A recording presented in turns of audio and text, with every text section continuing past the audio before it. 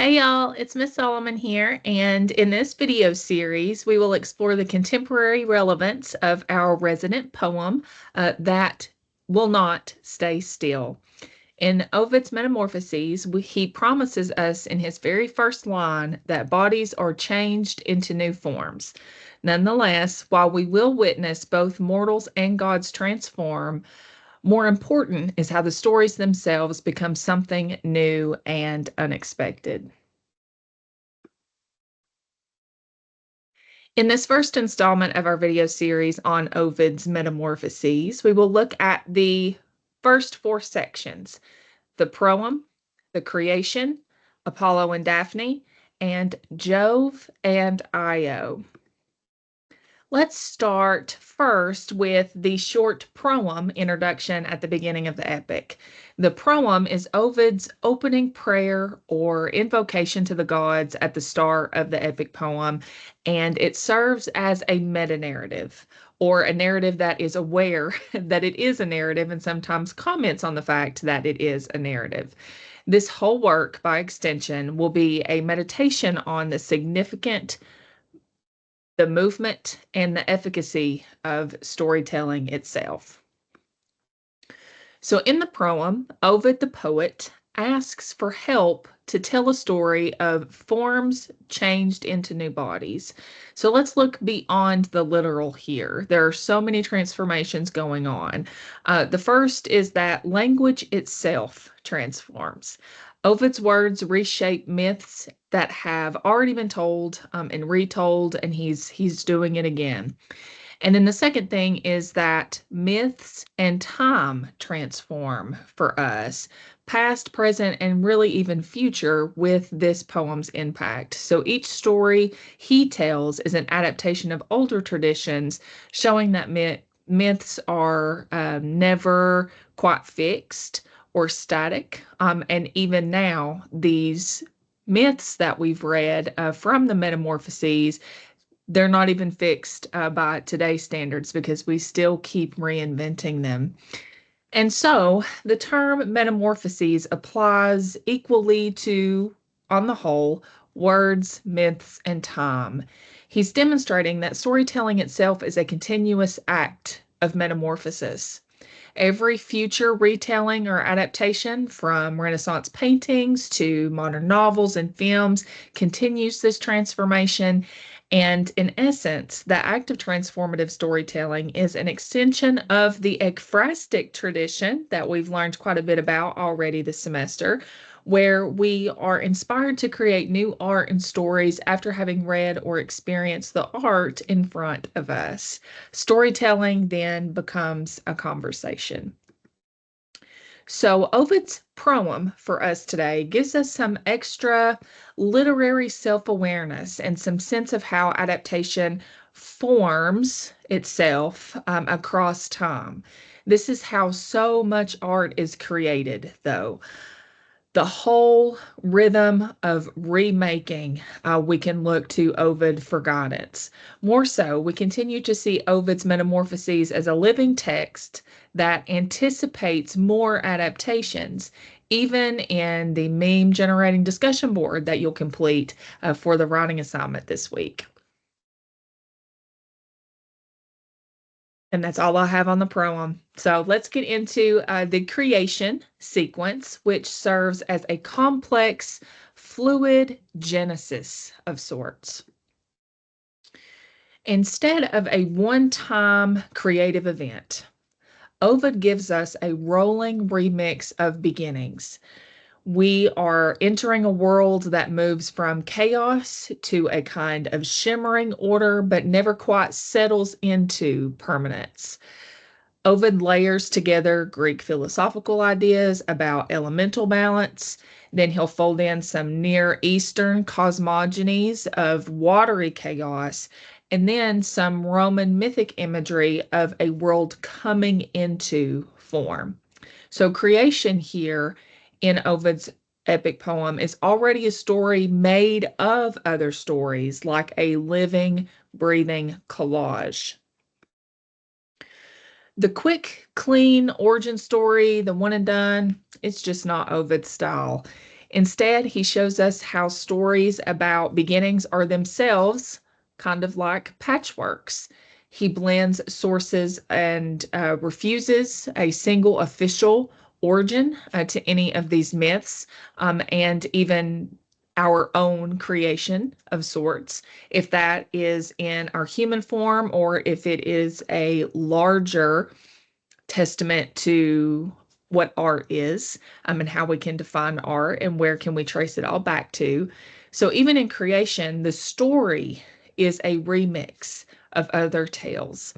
Doing so is kind of a sly commentary as well. The epic poem Metamorphoses itself is another retelling in a chain of retellings, and it's just all a part of this large universe made of words that are always transforming. So today there are more origin stories than we can actually pass around. We've got Big Bang documentaries, and we have speculative fiction that reimagines multiverses. Every generation is going to update this cosmic script, put our own mark on it, or reimagine it in a way that people before us hadn't thought to do. It seems as if Ovid anticipated this modern curiosity of ours. His universe is a place where change is the only constant, beginning in a chaotic essence, inviting us to imagine new beginnings like him over and over again. Reading it now, this epic poem feels like scrolling through a cosmic feed that just keeps refreshing itself. Therefore, for Ovid, and hopefully for us, creation is not a single moment. Ovid's fluid universe aligns with the discourses in science, myth, and culture at large, and his approach likely still serves authors and creative minds today as they build their own worlds for the page or the screen. All right, and that's all I have on the creation. Let's move on and jump into, if we will, the next part of our reading assignment, namely the mythic case and the mythic chase of Apollo and Daphne. This narrative seems like one that really tries to outrun its own ending. So, Apollo, struck by Eros's golden arrow of desire, becomes the relentless hunter. Daphne, pierced by the leaden arrow of aversion, runs with a single goal. She wants to escape.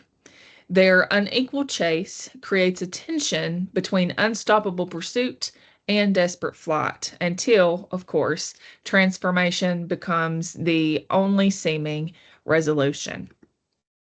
So, in the Apollo and Daphne myth, Ovid lingers over the moment of change in this myth, stretching it into a really beautiful slow motion scene, as you see printed on the slide here from our translation that we're reading of Ovid's text. So, read along with me.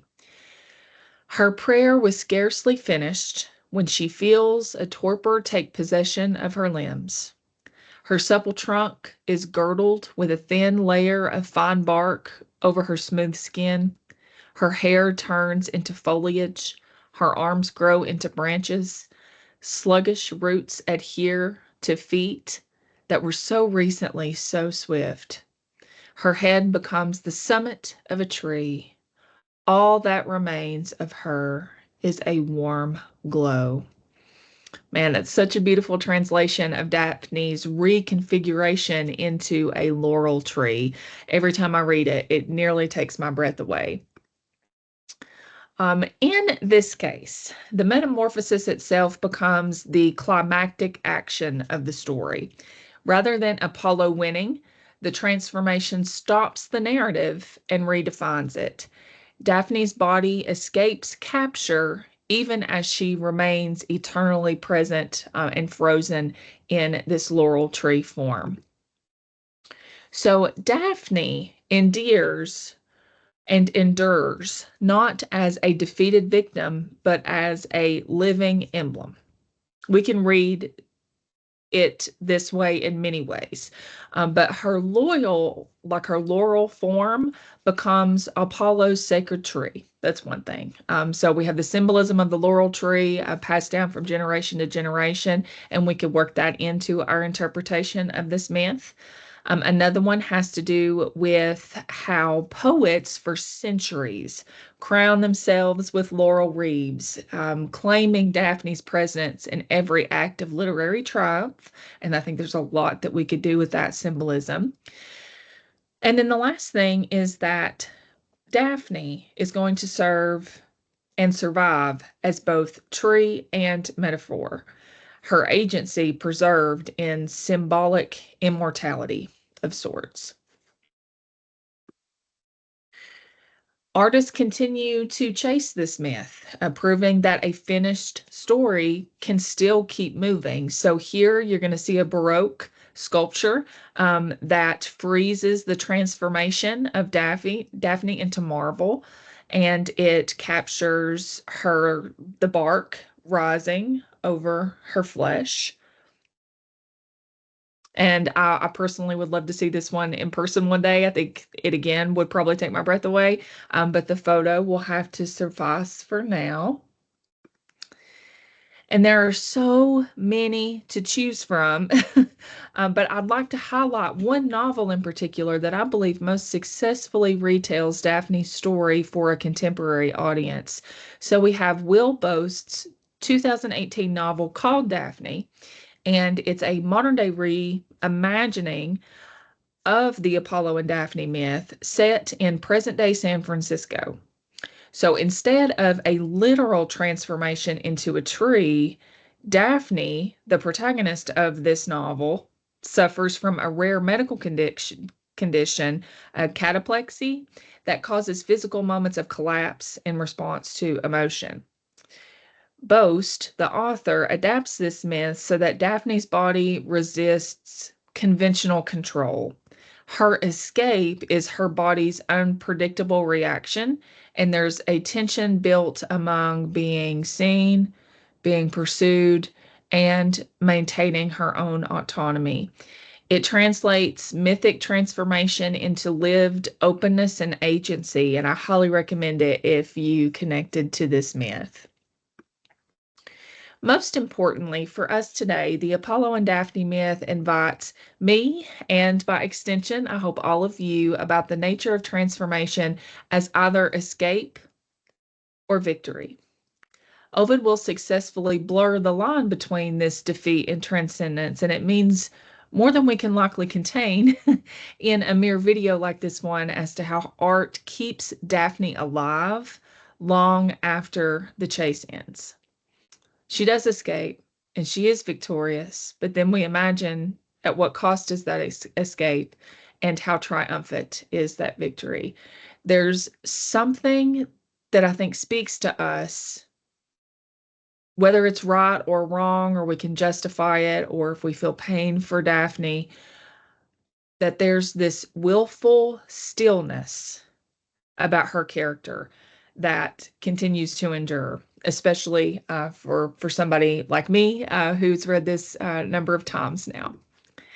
While the Apollo and Daphne myth includes a greater scene of transformation, the last installment of our series or this video series, along with our other ones that we're going to have, the myth of Jove and Io is a story of constant transformation and shifting viewpoints, which serves as a reminder that identity and narrative are never really fixed. Like he does Jove or Zeus, he desires Io, and to protect her from his jealous wife, Juno, or the Greek equivalent of named Hera. So Juno, Hera, but then we're Roman now, so it's Juno. Um, Jove first shrouds the world in clouds and then turns Io into a heifer. The change doesn't stop there, though. Over the whole story, Io is a woman, the cow, the wanderer, mother of a dynasty, and eventually a goddess.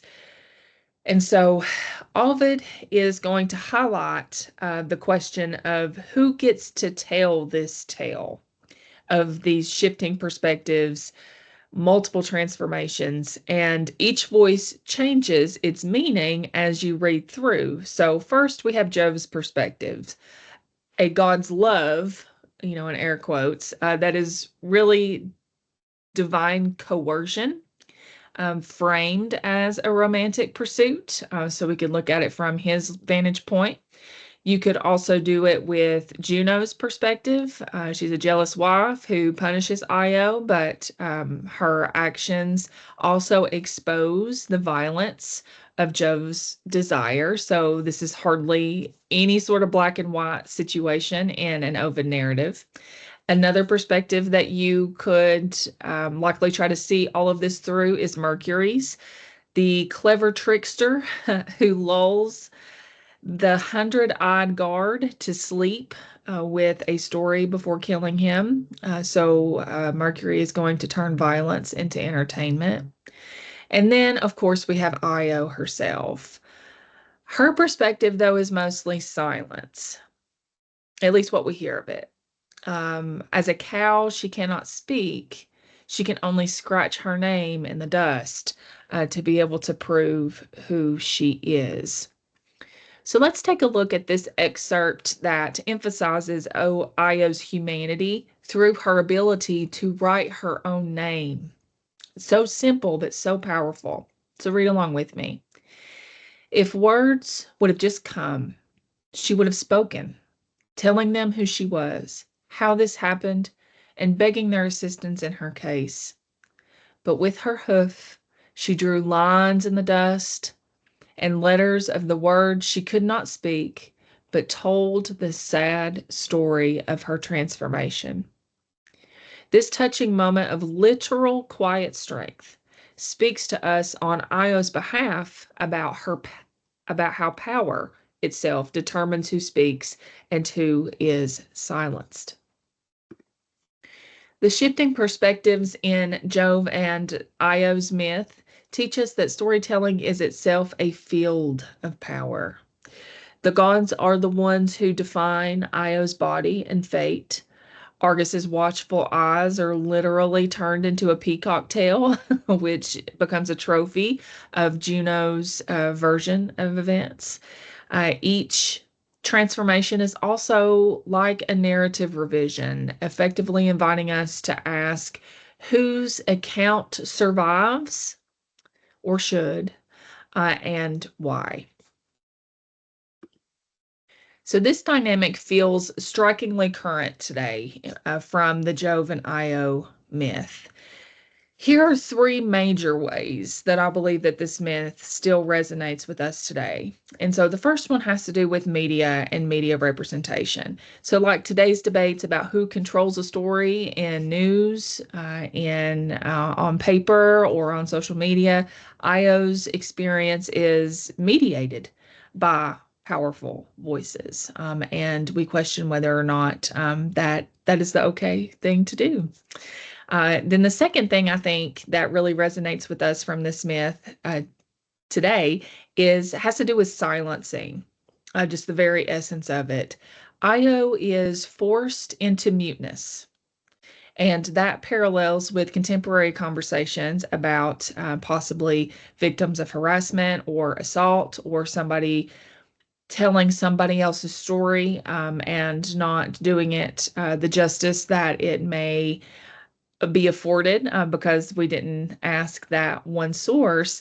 And it really overall kind of highlights the struggle of how it is so difficult to be heard in systems that favor the powerful. And it's going to be the powerful ones that control the narrative. And then lastly has to do with identity. Io's sequence of forms. She'll go from woman to cow and then eventually to a goddess. anticipates modern conversations and discussions of identity as something lived across multiple evolved states. So I think what that does for me is it gives me some sort of confidence or affirmation that it's okay if I'm a little different today than I was yesterday, and our characters and our identities evolve as much as we would like them to. So, most of all, this myth reminds me to always question the narrative, see if we have all accounts, if it is written from the most advantageous standpoint, and if there are voices that are lost outside of that story, how can we center them and see, hopefully, that those folks who maybe hadn't been at the center before could have potentially some authority to speak. And so, thank you for watching. Please move on to the next video in this series to learn more about our remaining reading sections. See you later.